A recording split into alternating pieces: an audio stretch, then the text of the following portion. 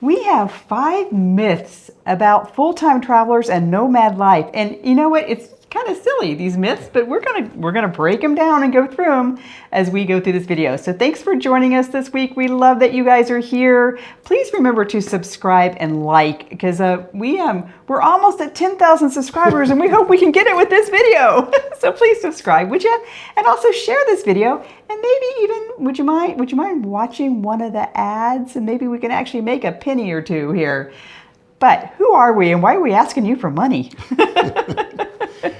We are the Nomads. We are Chris and Steve, EatWalkLearn, and we're going out more than 3 years now of traveling full time. We're coming to you from the Baltic state of Latvia right now, and enjoying summer in beautiful weather here. And we talk to a lot of other nomads, and we meet a lot of new friends and talk about some of the issues of being a nomad and traveling and doing this kind of full-time traveling lifestyle. Yeah. And it's fun to talk about. Yeah. I think it's fun to talk about some of the myths and some of the things as people are just thinking about, could I really travel full time? Well, what about this land? And what about that? And what about that? So we thought we'd just break it down a little bit for you. So I love the first one, and that is there are so many assumptions about how much money we have or don't have. Or the myth is nomad life is expensive.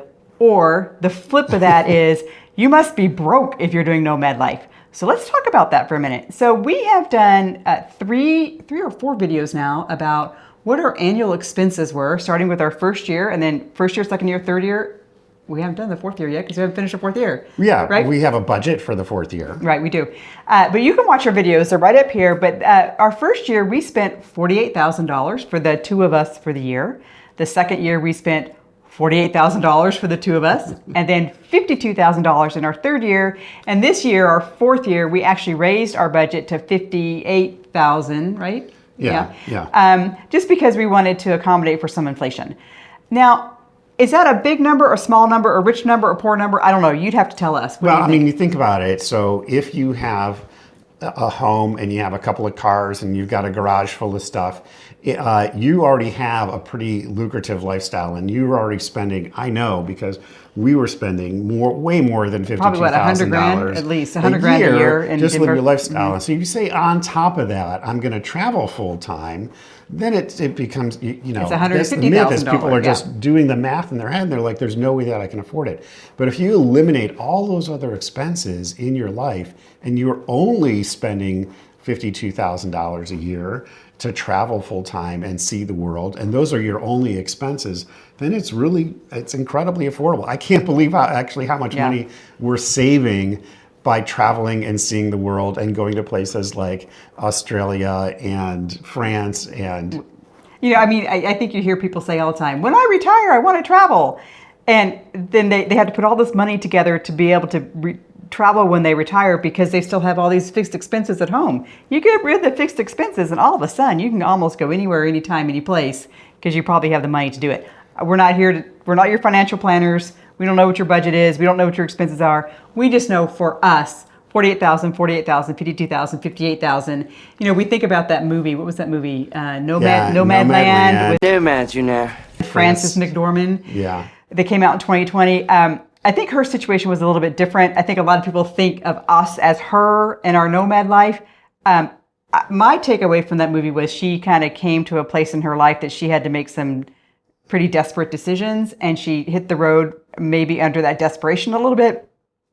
That's not us. Yeah, but the reality is that if you really wanted to, really break things down and not spend a lot of money, you can travel, but we're traveling and I think in luxury. We're staying in nice apartments, we're taking cruises, we're really living a wonderful, wonderful life. And we're not couch surfing. I mean, we have at least a queen size bed every night, our own shower, hot water, our own house, our own entrance, our own place. We're not couch surfing in warm shadow. But we also know if nomad friends of ours that have RVs and are traveling in that way with their RVs, and they're also living an amazing lifestyle and having a great time.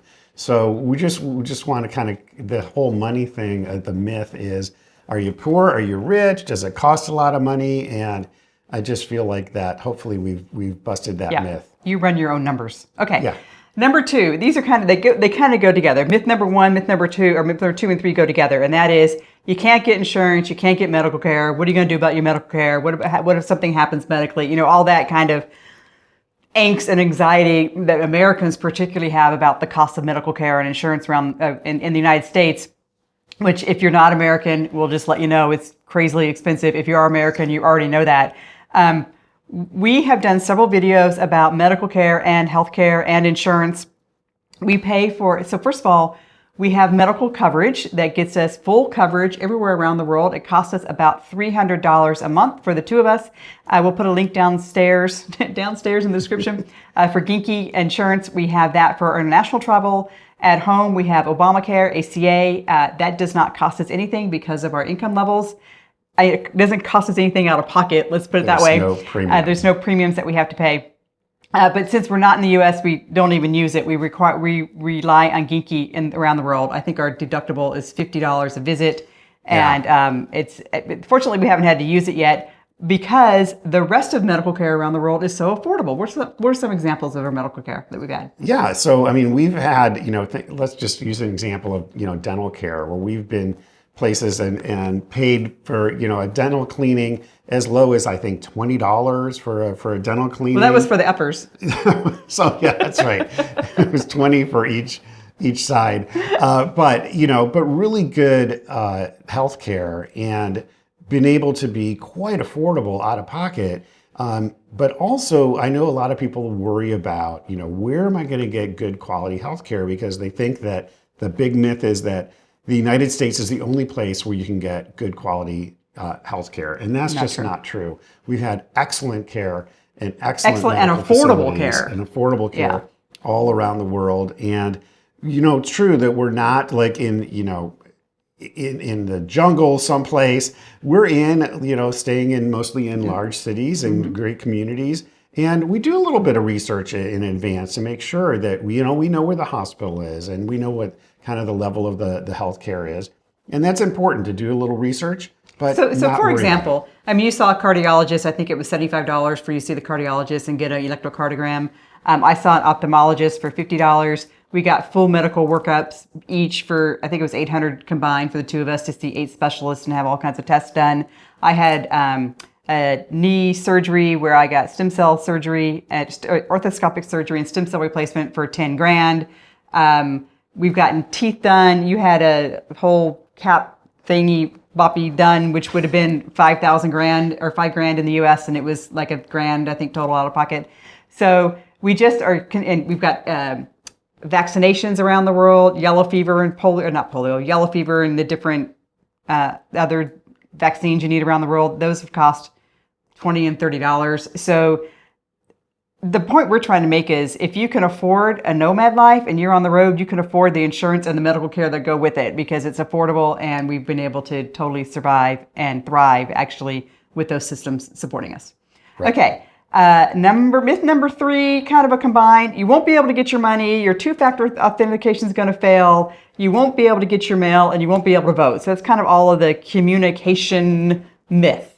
Yeah. Hit it? There's a lot of technical issues and we don't want to get into a lot of details. We've got other videos that do that and we're going to cover some of the things that we're going to talk about. So some hacks, some long-term lifestyle hacks, but just to say that, for example, I can't get my TV programs. I have my show that I always watch that I want to get to that. Well, there are ways that you can get VPN access so that if you're on a device, the device thinks that you're in the United States and that we're using servers there so that you can access your television programs. Certainly the things like Netflix and YouTube and all of those applications work just as well around the world. Mm-hmm. And then, you can set up your phone. We have a video here, the number 1 video on YouTube about how to set up your phone right up here that allows you to have your US phone number so you can get your 2-factor authentication so that all of your banking will work. This is a big fear people have. Their bank's not going to work. They're going to, the bank's going to send them a code and then it's not going to come to their phone. We tell you how to do all that in this video here on how to take care of your phone. We also talk about how to get your mail. We have a mail service. We use escapees.com mail service. It's a great service that when our mail comes in, they scan it, they let us know. We tell them, trash it, throw it away, send it to us, whatever. And they also take care of our credit card. So if a new credit card comes in, they scan it, we get the numbers, we put those numbers into our phone, and then we can use our cards right away.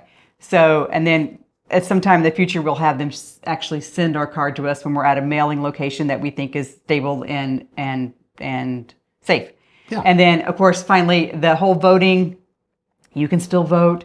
Of course, you've got to contact your voting registration supervisor, whomever that is in the county where you're from.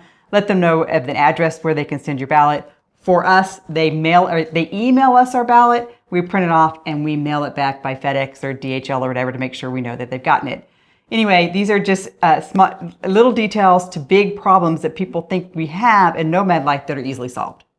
Right. Yeah. Yes. That was a lot. That was a lot, but I think it's important to emphasize that being a full-time traveler, having this nomadic lifestyle, doesn't mean that you're cut off from your life back home. You have access to your mail, you have access to your phone service and your money, and these systems are in place. And we hope that we can help you solve those problems. Yeah, and you can watch our video here about how to get mail.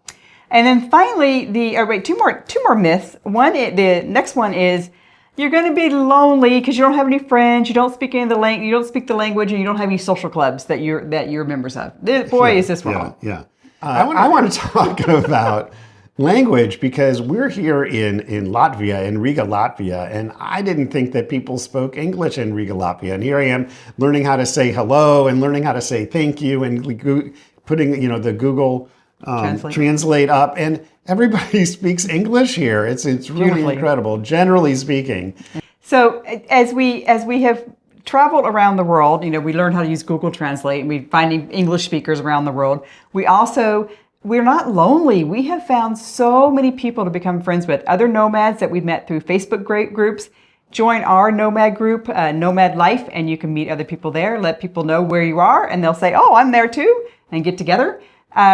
And it's so social. Join the groups in town, join the expat groups, join the groups of, if you play tennis, if you play pickleball, if you play anything or do anything for a hobby, come join those groups where you are in those locations. Find them on Facebook, find the expat groups, find the volunteer to teach English or speak English groups. We volunteered with the Ukrainian refugees last week.